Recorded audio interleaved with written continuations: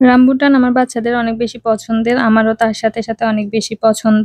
তারপরে এখানে কিছু কফি নিয়ে আসছিল। তারপরে এখানে কয়েকটা ফল নিয়ে আসে, চেরি ফল নিয়ে আসছিল। তারপরে এখানে একটা কচু নিয়ে আসছিল। কচু বলতে এটাকে কচুমুখী না কি বলে আমি জানি না ওটা কি বলে। তো ওটা আমি আরো একদিন রান্না করেছিলাম। মোটামুটি মজাই হয়। মিষ্টি কুমড়া আনছিল, তারপর আদা শেষ হয়ে গেছিল, আদা আনছিল। তারপর চেরি ফলগুলা দিয়ে আমি একটা ভর্তা বানিয়ে নিচ্ছিলাম। আমার হাতটা দেখে সবাই স্কিপ করবেন। আমার বাচ্চা আমার হাতে ফুল আঁকছে। তার এটা নাকি ফুল। তো চেরি ফুলগুলো এইভাবে মাখলে আমার কাছে একদমই জামের মতো মনে হয়। আমি এখানে একটু লেবুর রস দিয়েছি, রসুন বাটা দিয়েছি, মরিচের গুঁড়া দিয়েছি আর লবণ দিয়েছি, দিয়ে ভালো করে মেখে নিয়েছি। আর এখানে খাসির মাংসগুলো আমি ধুয়ে লবণ পানিতে ০.৫ ঘন্টার মতো ভিজিয়ে রাখবো। এটা আমি দেখেছিলাম ইউটিউবে একটা টিপস। এরকম করলে নাকি গন্ধ থাকে না। আমার খাসির মাংস ওরকম পছন্দ না গন্ধটার জন্য, সেজন্য এভাবে ভিজিয়ে রাখছি।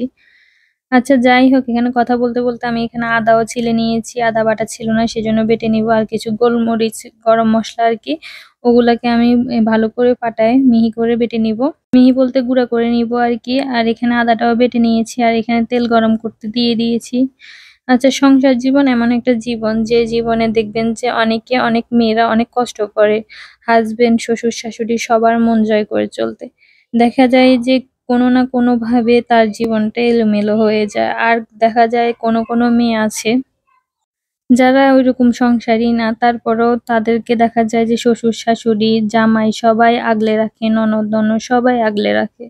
মানে সংসারী হওয়ার জন্য সব রকম চেষ্টা শ্বশুর-শাশুড়ির পক্ষ থেকে বা জামাইয়ের পক্ষ থেকে চলে।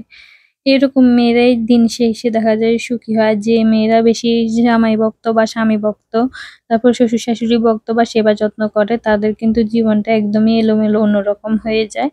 আচ্ছা, এখানে কথা বলতে আমি আরো কয়েকটা মসলা দিয়ে দিয়েছি। আপনারা দেখে বুঝে নিতে পারেন এখানে কি দিয়েছি। জিরা, ধনিয়া দিয়েছি, হলুদ দিয়েছি, মরিচ দিয়েছি। আর যে মসলাটা, গরম মসলাটা আমি গুঁড়ো করে রেখেছিলাম তার হাফ থেকে বেশি দিয়ে দিয়েছি। দিয়ে আমি পানি দিয়ে ভালো করে মসলাটা কষিয়ে নিব। বেশ কিছুক্ষণ সময় ধরে কষাতে হবে। কষানোর পর দেখবেন যখন তেল উপরে ভেসে উঠবে তখনই বুঝবেন যে আপনার কষানোটা হয়ে গেছে। তো আমি মাংসগুলো ধুয়ে আবার পানি ঝরিয়ে রাখছিলাম একটা ছাঁকনির মধ্যে। তো এখন মাংসগুলো দিয়ে দিব। এখানে প্রায় ১ কেজির মতো মাংস নিয়েছি আমি। তো আমি রান্নাগুলা বেশিরভাগই YouTube থেকে শিখে নিয়েছি, যেগুলা স্পেশাল রান্না আছে। আর যেগুলা রেগুলার রান্না করা হয় ওগুলো আমার শাশুড়ির থেকে রান্নাগুলা শিখা। বেশিরভাগই আমার শাশুড়ির থেকে দেখে আমি শিখে গেছি। তো এখানে আমি মাংসগুলো দিয়ে দিয়েছি। দিয়ে আমি হাই হিটে ১০ মিনিট রান্না করব ঢাকনাটা দিয়ে। ১০ মিনিট পরে দেখতে পাচ্ছেন প্রচুর পানি উঠেছে। যদি হয় এই পানিতে সিদ্ধ করে নেওয়ার জন্য চেষ্টা করবেন। আর যদি সিদ্ধ না হয় একটু গরম পানি এড করে দিব আরকি। দেখতে পাচ্ছেন পানি কিন্তু অনেক বেশি উঠছে। তো দেখা যাক এটা দিয়ে কতটা সিদ্ধ হয় মাংস।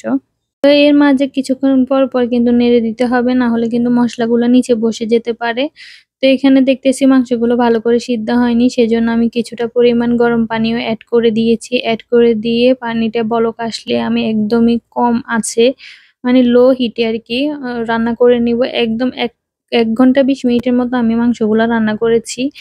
তো এখানে দেখতে পাচ্ছেন এই পর্যায়ে আমি কিছু কাঁচামরিচ আর টমেটোও দিয়ে দিয়েছি। এই যে গরম মসলাটা বাকি ছিল সেটাও দিয়ে দিয়েছি। দিয়ে ধনেপাতা দিয়ে আরেকটু নেড়েচেড়ে আমি রান্নাটা একদম কমপ্লিট করে নিব। আমি মাংসগুলা একদমই শুকিয়ে নিব। ঐরকম ঝোল রাখবো না, মানে ভুনা করে নিব আরকি। তো খাসির মাংসটা আমার কাছে মানে বেশি ঝোল থাকলে ভালো লাগে না। আমার মনে হয় যে একদম ভুনা করে নিলে বেশি মজা হয়। দেখতেই পাচ্ছেন আমার খাসির মাংসগুলো কিন্তু রান্না হয়ে গেছে। লুকটা কিন্তু অনেক ভালো আসছে। তবে যাই হোক, মানে যতই মজা করে রান্না করি আমার কাছে কিন্তু একটু কম ভালো লাগে। খাসির মাংসটা মন থেকে অনেক বেশি ভালো লাগে এরকম না। তো এখানে আমার মেয়ের জন্য বেড়ে নিয়েছি। আর এটার সাথে আমি আরো রান্না করেছিলাম, মূলা রান্না করেছিলাম আর মাছ ভর্তা করেছিলাম। যেহেতু আমার খাসির মাংসটা কম পছন্দ, তো আমি জানি যে আমার মন থেকে হয়তো ভালো লাগলে আমি একটু খাবো, না হলে নাও খাইতে পারি। সেজন্য আমি আমার জন্য এই তরকারিগুলো রান্না করছিলাম। তো আজকের মতো এ পর্যন্তই। সবাই ভালো থাকবেন, সুস্থ থাকবেন। কথা হবে অন্য কোনো ভিডিওতে। আল্লাহ হাফেজ।